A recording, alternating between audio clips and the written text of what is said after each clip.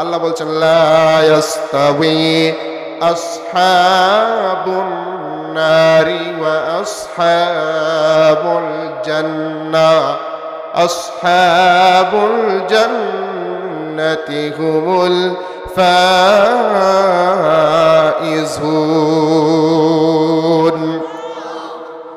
রব কোরআন দিয়ে আপনাকে আমাকে জানিয়ে দিচ্ছে বান্দারে লা ইয়াস্তাওয়ি আসহাবুন নারি ওয়া আসহাবুল জান্নাহ। হে বান্দা, জান্নাতি এবং জাহান্নামী কি কখনো সমান হতে পারে? জোরে বলেন, জান্নাতি জাহান্নামী সমান হতে পারে না। রব জানিয়ে দিচ্ছে আসহাবুল জান্নাতি হুমুল ফাইজুন। চিৎকার মেরে বলেন আল্লাহু আকবার। রব জানিয়ে দিচ্ছেন বান্দারে জান্নাতি জাহান্নামী কখনো সমান হতে পারে না। অবশ্যই অবশ্যই আসহাবুল জান্নাতি হুমুল ফাইজুন, জান্নাতীরাই একমাত্র সফলকাম। সুবহানাল্লাহ বলবেন না? কারা সফল কাম? আরো জোরে বলেন কারা? মুসাল্লিন। রব জানিয়ে দিচ্ছেন জান্নাতীরা যখন প্রশ্ন করবে অমুক ব্যক্তিটা কেন জাহান্নামে আসলো, সেদিন আল্লাহ তাআলা জাহান্নামীদেরকে জান্নাতীদেরকে কথা বলার ব্যবস্থা করে দিবেন। কথা বলার যখন ব্যবস্থা করে দিবেন, রব জানিয়ে দিচ্ছেন সেদিন জাহান্নামীদেরকে জান্নাতীরা প্রশ্ন করবে আনিল মুজরিমিনা মা সালাকাকুম ফি সাকার। ও জাহান্নামীরা, অপরাধীরা, তোমরা কি কারণে জাহান্নামের মধ্যে এসেছো? তখন জাহান্নামীরা 4টা কারণ বর্ণনা করবে। কয়টা? জাহান্নামে আসার জন্য কয়টা কারণ বর্ণনা করবে? 4টা কারণ বর্ণনা করবে। এবার আসেন বলে দেই, আল্লাহ সুবহানাহু ওয়া তাআলা বলছেন জাহান্নামীরা তখন এই 4টা কারণ তারা বর্ণনা করবে। ক্বালু লাম নাকু মিনাল মুসাল্লিন। 1 নম্বর কারণ তারা বর্ণনা করবে, ও ভাই তোমরা তো জিজ্ঞাসা করেছো আমি জাহান্নামে কি জন্য এসেছি। আমি জাহান্নামে এসেছি ভাই, আমি দুনিয়ায় মুসল্লি ছিলাম না। কি ছিল না? দুনিয়ায় নামাজি ছিল না, মুসল্লি ছিল না। এই কারণে কোথায় এসেছে? জোরে বলেন কোথায়? রমজানি পূর্বপাড়া শমশের সর্দার বাড়ি বার্ষিক ওয়াজ ও দোয়া মাহফিলের সম্মানিত সভাপতি শ্রদ্ধাভাজন মুরব্বী জনাব মৌলভী মোহাম্মদ বদিউজ্জামান, বারাকাল্লাহু ফি হায়াতি, সকলে বলেন আমিন। এবং দেশের দূর দূরান্ত থেকে আগত উলামায়ে কেরাম, আমার সামনে উপবিষ্ট শ্রদ্ধেয় মুরব্বিয়ান এজম, স্নেহের কচিকাচা সমবয়সী যুবক ভাইরা এবং পর্দার আড়ালের মা ও বোনেরা, সকলে মিলে সেই মহান রবের দরবারে আমরা শুকরিয়া জ্ঞাপন করি যে মহান রব, যে মহান মালিক, যে মহান স্রষ্টা আল্লাহ সুবহানাহু ওয়া তাআলা আপনাকে আমাকে এই জান্নাতের বাগানে আসার, বসার, কিছু কথা বলার এবং শোনার তৌফিক দান করেন এবং আল্লাহ সুবহানাহু ওয়া তাআলা এখান থেকে কিছু নিয়ে আমলি জিন্দিগি গড়ার তৌফিক দান করেন। সেই মহান রবের দরবারে, সে যে মহান রব আপনাকে আমাকে জবান দিয়েছেন, সেই জবান দিয়ে সেই মহান রবের দরবারে কালিমাতের শুকর আদায় করতে যাচ্ছি। সকলে বলি আলহামদুলিল্লাহ। ভালো লাগলো না খারাপ লাগলো? শুকরিয়া আদায় করতে ভালো লাগে? শুকরিয়া আদায় করতে ভালো লাগে মুমিনের, আর নাক শুকরিয়া করতে ভালো লাগে কাফেরের। কথা বলেন। কাফের বেঈমানদেরকে আল্লাহ সুবহানাহু ওয়া তাআলা এত কিছু দিচ্ছেন, খাওয়াচ্ছেন, পড়াচ্ছেন, সবকিছু দিচ্ছেন, কিন্তু কাফের বেঈমানগুলো এখনো আল্লাহকে চিনতে পারে নাই। জোরে বলেন। কিন্তু মুমিনকে আল্লাহ সুবহানাহু ওয়া তাআলা ঠিক একই জিনিস দিয়েছেন, কিন্তু মুমিন কাকে চিনতে পেরেছেন? রব এই জন্য ডাক দিয়ে বলছেন লা ইন শাকারতুম লাযীদান্নাকুম ওয়া লা ইন কাফারতুম ইন্না আযাবি লাশাদীদ। আল্লাহু আকবার বলবেন না?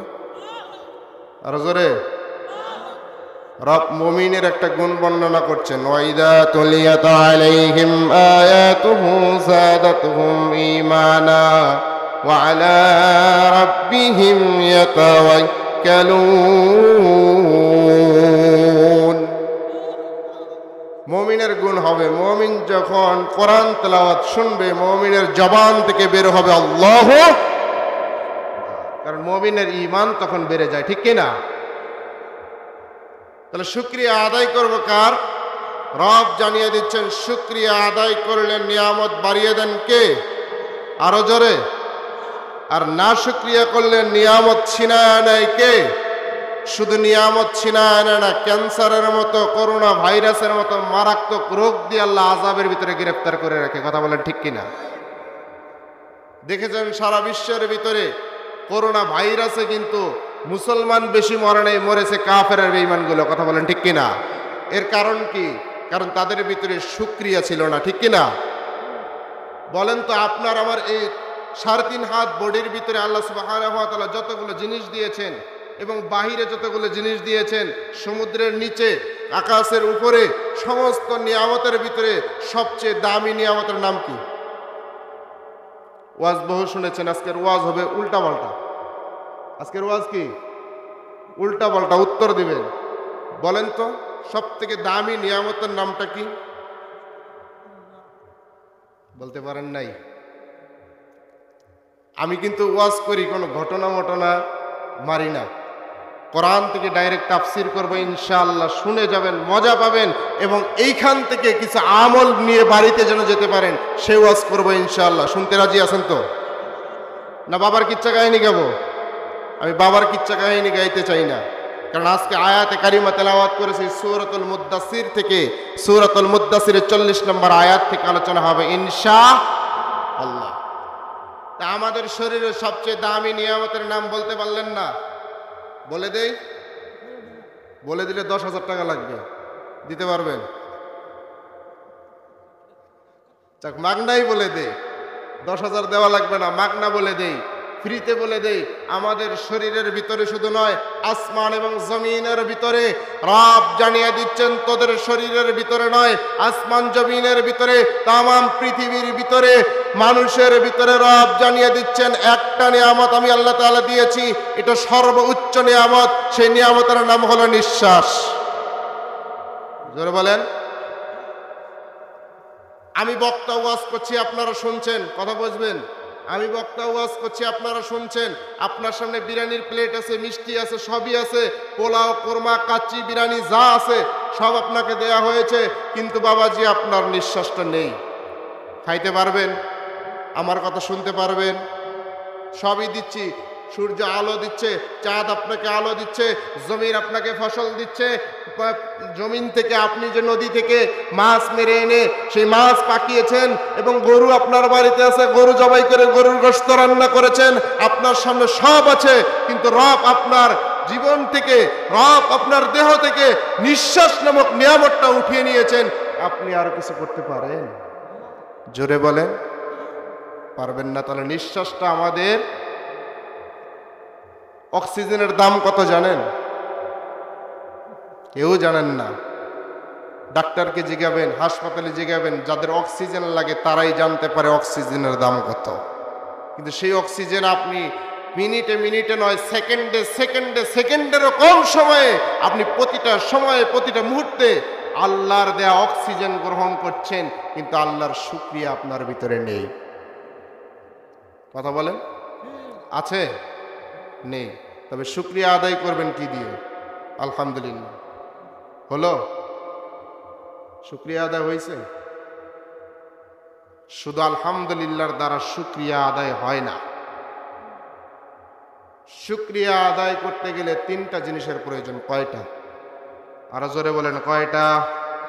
আরো জোরে, জোরে সে বলো। 3টা। 1 নাম্বার, অন্তরে বিশ্বাস করা রব আমাকে অক্সিজেন দিচ্ছে, নিঃশ্বাস দিচ্ছে, আমি এটা দ্বারা বেঁচে থাকি। 2 নাম্বার, মুখে স্বীকার করবেন রব আমাকে এটা দিচ্ছে। 3 নাম্বার, রব কি জন্য আপনাকে নিঃশ্বাস দিচ্ছে বলতে পারেন? রব আপনাকে কি জন্য নিঃশ্বাস দিচ্ছেন? রব জানিয়ে দিচ্ছেন, ওয়ামা খালাকতুল জিন্না ওয়াল ইনসা ইল্লা লিয়াবুদুন। আল্লাহু আকবার। আপনারা শুকরিয়া আদায় করবেন। শুকরিয়ার ওয়াজ করছি, আল্লাহু আকবার বেরো না, বলেন জোরে বলেন আল্লাহু আকবার।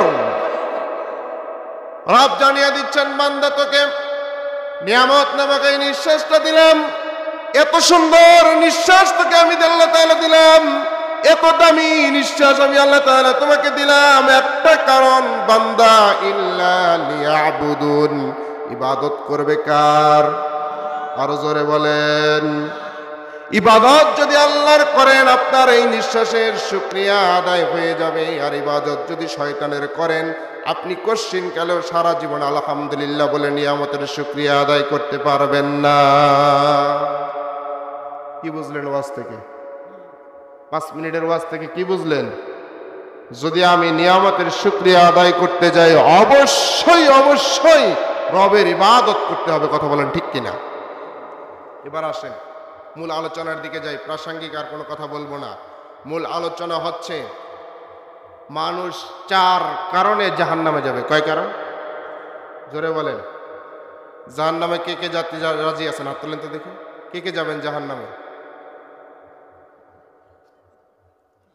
মাশাআল্লাহ, উনি চালাক আছে, আপনারা চালাক না, আপনারা বোকা।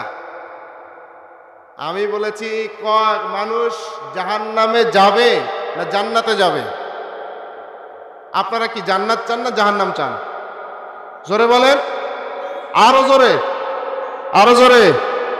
মুখ থেকেই বের হয় না জান্নাত জান্নাত। আল্লাহ দেয় কেমনে? জোরে বলবেন তো, আল্লাহ জান্নাত চাই তোমার কাছে। যেমন হযরতে আসিয়া বলেছিল, রব আমি মরার পরে যেন তোমার পাশে জান্নাতে একটি ঘর আমি পাই। সুবহানাল্লাহ বলবেন না? তা আপনারা এরকম চান না? ওইরকম একটা জান্নাত চান তো? বলেন, রব আমি তোমার কাছে মরার পরে জান্নাত চাই, জাহান্নাম চাই না। কারণ জান্নাত পেলে কি লাভ হবে বলবো একটু। জান্নাতের ভিতরে সর্বোচ্চ নিয়ামত আল্লাহ তাআলা রেখেছেন। জোরে বলেন সুবহানাল্লাহ, আরো জোরে। হাদিস থেকে শোনাবো, হাদিস থেকে।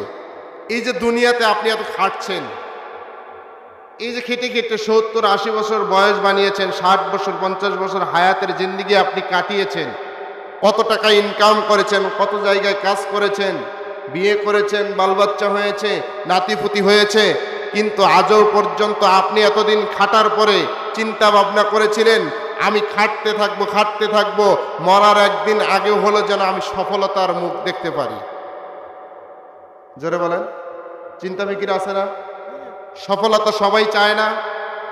কেউ চায় চেয়ারের মাধ্যমে, কেউ চায় গিয়ারের মাধ্যমে, কিন্তু সফলতা নিতেই হবে। সফলতা কেউ মেম্বারি করে নিতে চায়, কেউ চেয়ারম্যানই করে নিতে চায়, কেউ এমপিগিরি করে নিতে চায়, কেউ মন্ত্রীগিরি করে নিতে চায়, কেউ দেখা যায় রাষ্ট্রপতির চেয়ার দখল করেও নিতে চায়, কেউ দেখে প্রধানমন্ত্রীর চেয়ারও দখল করে। সফলতা। আচ্ছা আমি এই জিন্দিগিতে দেখেন 60-70 বছরের জিন্দিগিতে কেউ বলতে পারবেন যে আমি এখনো সফলতার মুখ দেখতে পেরেছি এতদিন ইনকাম করে? পারবেন না কেউ। লাভ কি এত খেটে? সফলতার একটা গুণ মনে রাখবেন, সফলতার একটা গুণ, সফলতা যদি কেউ পেয়ে যায় তাকে আর কোনো কাজ করতে হয় না। সুবহানাল্লাহ বলবেন না? সফলতা পেয়ে গেলে আয়ত্তে এসে যায়। রব এবার জানিয়ে দিচ্ছেন, এবার সফলতা বলেন তো, সফলতা দেওয়ার মালিক কে? আরো জোরে বলেন। আমি খেটে খেটে মরছি দিনকাল, কিন্তু আল্লাহর কাছে কখনো চাই না আল্লাহ আমাকে সফলতা দাও। আমি চাই জনগণের কাছে ক্ষমতার উৎস জনগণ, জনগণ আমারে দিয়ে সফলতা করাবে সেই চেয়ারে বসিয়ে। কশ্চিনকালেও সম্ভব। 16 বছর কেন 20 বছর থাকলেও সেই সফলতা অর্জন হবে না একদিন না একদিন এই চেয়ার থেকে নেমে। যেমন আমার টাইম দিছে 50 মিনিট, 50 মিনিটের মধ্যে চেয়ার থেকে নেমে যাবো, এটার নাম সফলতা হতে পারে না। সফলতা হবে চেয়ারে বসেছি তো আর নামবো না, এটার নাম সফলতা। কথা বলেন ঠিক কিনা? এবার আসেন, সফলতার মালিককে? জোরে বলেন। তাহলে অবশ্যই তিনি জানেন কোন জায়গার ভিতরে সফলতা আছে। না আল্লাহ জানেন না? সফলতা কোন জায়গায় আছে আল্লাহ জানে না? এবার আসেন, আপনি জানার পরে কি মানবেন এটা? আল্লাহ যদি বলে দেয় যে বান্দা সফলতার জায়গা আমি সেই জায়গার মধ্যে রেখেছি, সেই জায়গায় যাওয়ার জন্য কে কে চেষ্টা করবেন? সবাই চেষ্টা করবেন। আমি যদি এখানে বলি যে আমি এক ভরি স্বর্ণ কেরামজানি বাজার মসজিদে আমি রেখে আসছি, কে কে নিবেন? তাড়াতাড়ি দৌড়ান, দেখবেন যে একটা লোক এখানে পাওয়া যাবে না, সবাই দৌড় শুরু করবে। কারণ আমার স্বর্ণের দরকার, টাকার দরকার। কথা বলেন ঠিক কিনা? যার টাকার দরকার, যার স্বর্ণের দরকার, সে অবশ্যই দৌড় দিবে এখান থেকে। যার দরকার নেই সে দৌড় দিবে না। কথা বলেন ঠিক কিনা? ঠিক সফলতার জিনিস চাওয়ার জন্য, পাওয়ার জন্য আপনি আগ্রহী, যদি আসলেই সত্যিকারের আগ্রহী হয়ে থাকেন যে আমি সফলতা রবের কাছ থেকে নেব, তা আজকে সফলতার আয়াত তেলাওয়াত করার পরে অবশ্যই আপনার ভিতরে এটা লাগবে যে সফলতা অর্জন করার জন্য প্রয়োজন বোধে সমুদ্রের নিচে যাব, তবু আল্লাহর কাছ থেকে আমি সফলতা নিতে চাই। আছেন তো রাজি ইনশাল্লাহ? এবার আসেন, কোরআন থেকে এবার জানিয়ে দিচ্ছে, আমার কথা নয়, মুখের কথা নয়, সভাপতি সাহেবের কথাও নয়। এবার রব জানিয়ে দিচ্ছেন সফলতা কোথায়।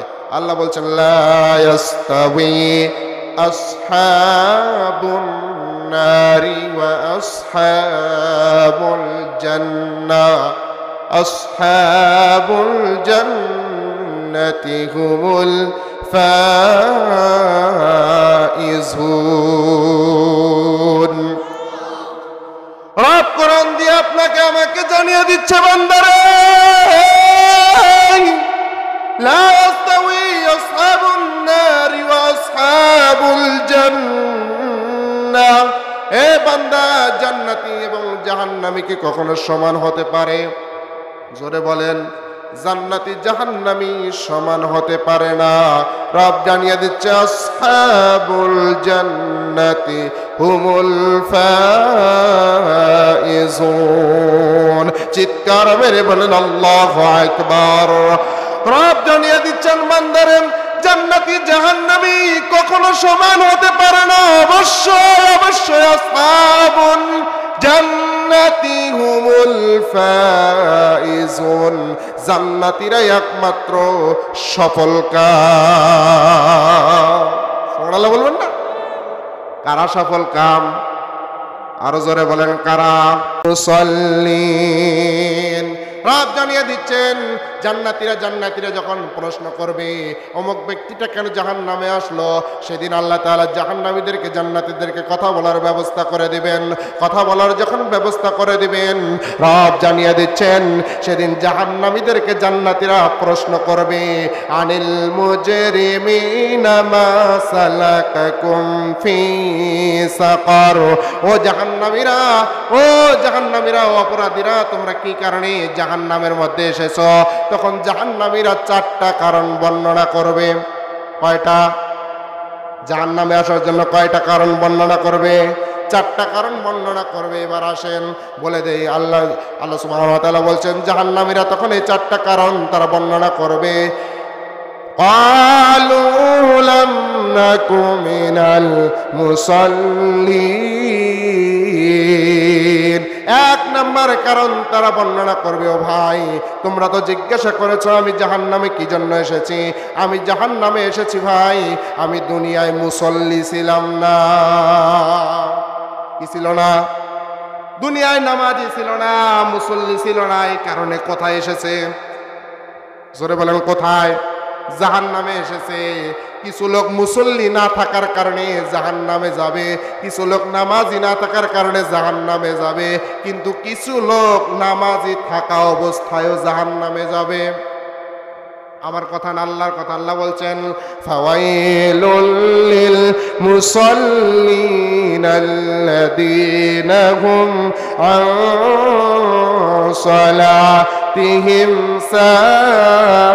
সাহুন। আল্লাহ তাআলা কোরআন দিয়ে জানিয়ে দিচ্ছেন, বান্দা, এই কিছু লোক জাহান্নামী হবে নামাজ না পড়ার কারণে, আর কিছু লোক জাহান্নামী হবে নামাজ পড়ার কারণে। নামাজ পড়ার কারণে কোন লোকগুলো জাহান্নামী হবে? সময় তো সংক্ষিপ্ত, বারবার টাচ দিচ্ছে। নামাজ না পড়ার কারণে কোন লোকগুলো জাহান্নামী হবে? নামাজ না পড়ার কারণে জাহান্নামী হবে, এবং নামাজ পড়ার কারণেও জাহান্নামী হবে কয়েকটা গুণের কারণে, বদ গুণের কারণে। যারা নামাজ থেকে শিক্ষা গ্রহণ করতে পারে, নামাজ থেকে 1 নাম্বার শিক্ষা সে গ্রহণ করতে পারে নাই, নামাজের ভিতরে সে কি তেলাওয়াত করছে সে নিজেই জানে না। আছে না? এরকম মুসল্লি আছে না? মসজিদ এক হিন্দু বেটার বাড়ির কাছে, উদাহরণস্বরূপ বলছি, মসজিদ এক হিন্দু বেটার বাড়ির কাছে, মসজিদের পশ্চিম পাশে হিন্দু বেটার বাড়ি। হিন্দু বেটা প্রত্যেক দিন 5 ওয়াক্ত নামাজের সময় ওই মসজিদের পাশ দিয়ে যায়, আর ইমাম সাহেব যখন রুকু থেকে উঠে তখন কি বলে? সামি আল্লাহু লিমান হামিদা। হিন্দু বেটা এটা শুনছে 25 বছর পর্যন্ত। শোনার পরে হঠাৎ করে এক মুসল্লিকে জিজ্ঞাসা করে, ও ভাই, তোমাদের ইমাম আমাদের গ্রামের হামিদা নামের কোনো মেয়ের সাথে কি সম্পর্ক আছে? কি কয়?